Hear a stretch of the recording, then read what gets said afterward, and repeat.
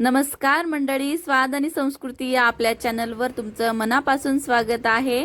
आज आहे आपला बेंदूर, तर आज गोडाधोडाचं तर होणारच आहे आणि आमच्याकडे बेंदूर हा महत्त्वाचा आणि पहिला सण मानला जातो, त्यामुळे पोळी बनतेच। चला पटापट मग सुरुवात करूया। इथे चना डाळ घेतलेली आहे आणि त्याच्यासोबत थोडी तूर डाळ घेतलेली आहे, स्वच्छ धुवून त्याच्यामध्ये आपण पाणी टाकलेलं आहे आणि थोडा वेळ भिजत ठेवलेली आहे। त्याच्यानंतर मी 1 तासाने ती कुकरला लावलेली आहे, तेल आणि हळद टाकून त्याच्या 2 शिट्ट्या करून घ्यायच्या आहेत। तोपर्यंत आपण पीठ भिजवून घेऊया।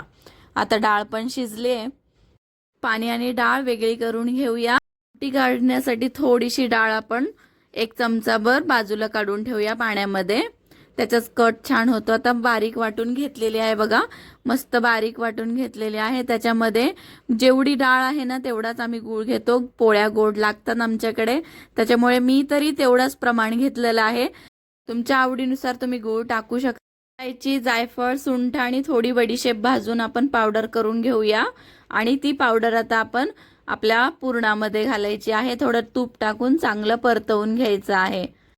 आता खमंग पुरण आपलं होतच आहे, तोपर्यंत आपण कटाची आमटी करूया। तेलामध्ये मोहरी, जिरे, हिंग चांगली फोडणी करून घ्यायची आहे। लसूण, कढीपत्ता टाकून चांगली कडकडीत फोडणी द्यायची आहे। आता ह्याच्यामध्ये आपण काळं तिखट टाकलेलं आहे, म्हणजे कांदा लसूण मसाला, हळद आणि थोडासा आपला गरम मसाला टाकायचा आहे आणि परतवून घ्यायचा आहे। कट दाट होण्यासाठी आपण त्याच्यामध्ये कांदा, खोबऱ्याचं वाटण आणि कोथिंबीर चांगली परतवून घेऊया।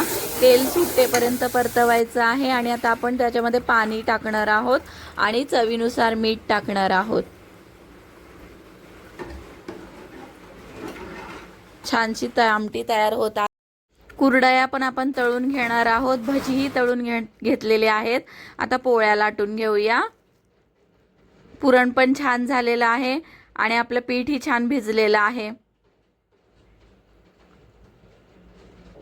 असं जास्तसं पिठामध्ये जास्तसं पुरण घेऊन आपण पोळ्या लाटून घेऊया।